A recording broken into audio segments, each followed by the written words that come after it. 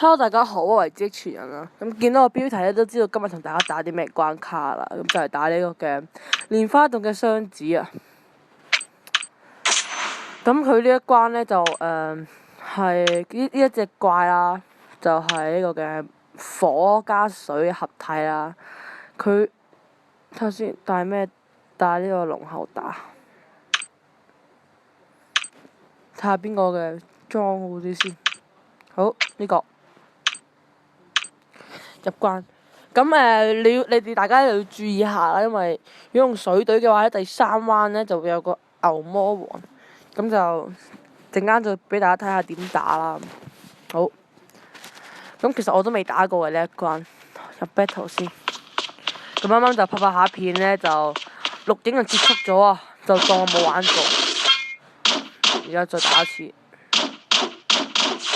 咁儲技啦。呢一關咧一定要儲技嘅，唔儲技就死得。好，到第2關啦。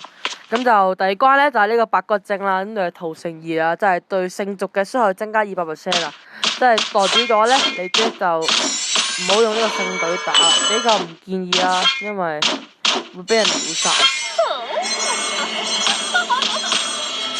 咁呢度我都係用白骨精嚟做過呢個攻擊啊，因為喺個隊裏邊咧就相信白骨精係最高攻噶啦。快隻龍口出嚟打下先。咁下一關咧就哈龍就基本上係最有用嘅，打下一關。所以就保住隻哈龍先。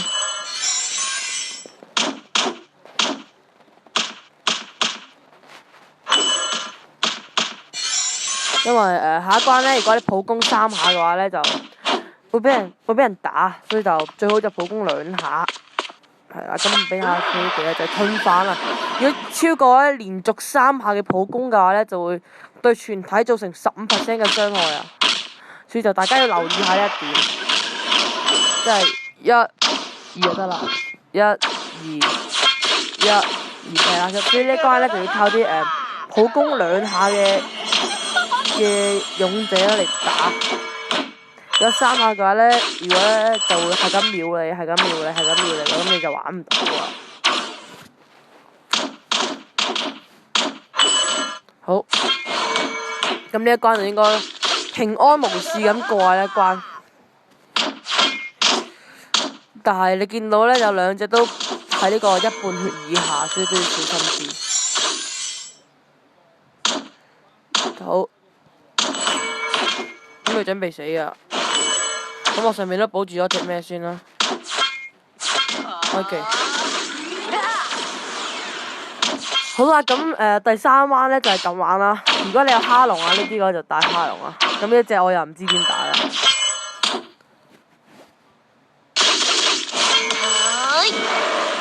咁呢度就要破防啦，咁佢係超高防。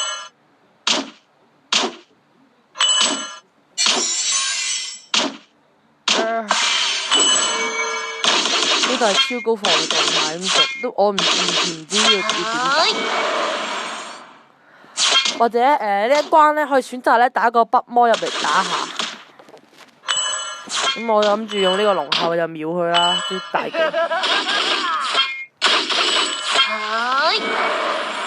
咁就咁秒佢啦。好，就玩。咁就去到呢個 Wave 4啦，咁應該都係一個打孫悟空啊。係施放技能後咧，100機率咧就再次施放第2次啊！即係悟空咧招技就會施放2次啦，就係咁啦，就係超煩，真係盡量唔好俾佢開到技。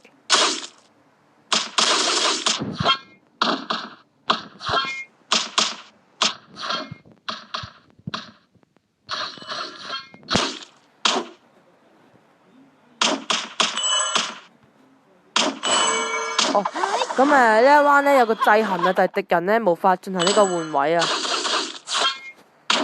咁就係死啦。你救我住啊！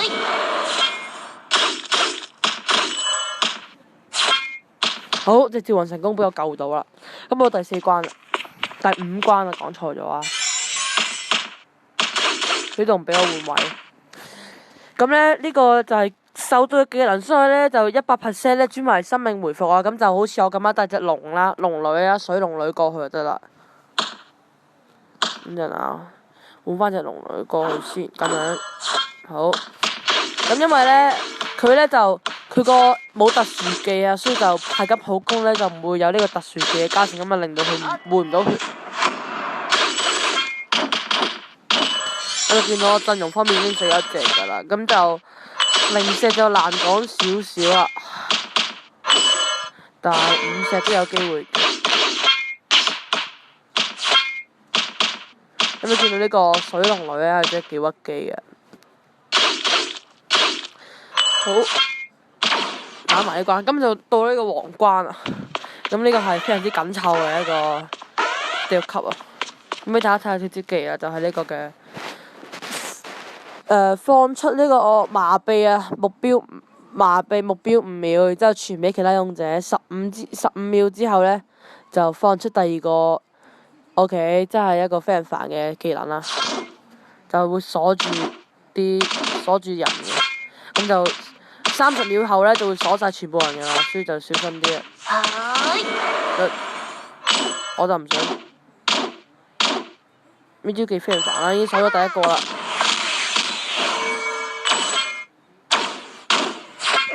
佢已經鎖咗第一隻嘢，咁鎖咗之後呢，係冇得呢個回復，真係啦。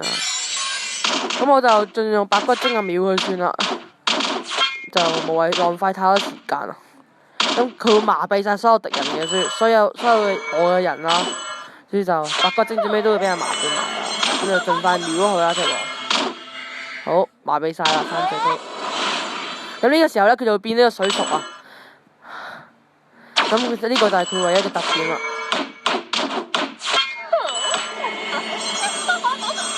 咁呢一關就要食㗎。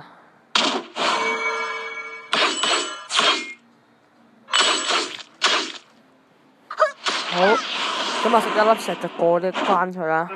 5石啊！咁就俾大家睇翻呢關係點打啦。好，其實呢關就不太難打。係非常易打一關嚟㗎，個人認為，因為我第一次打都咁樣。好，殺咗隻王啦，咁其他嗰2隻小怪就超級易打啦。咁呢一關基本上就贏咗㗎啦。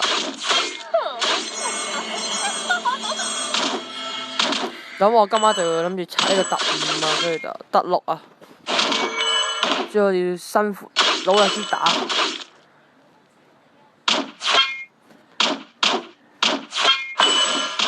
好，就係完㗎啦呢一關都。咁再打一樣就浪費我時間。